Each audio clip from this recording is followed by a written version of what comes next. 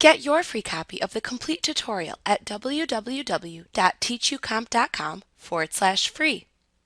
To move selected objects within the Layout Designer window, click and drag the objects from one place to another within the form. To resize a selected object, place your mouse pointer over one of the resizing squares until the mouse pointer turns into a double-pointed arrow. At that point, click and drag with your mouse to resize the selected object in either direction shown by the arrows.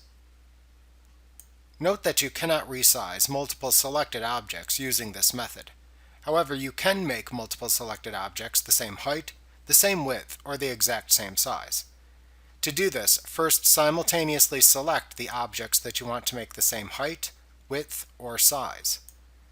Then click either the Height, Width, or Size buttons within the Make Same Button group in the toolbar at the top of the window.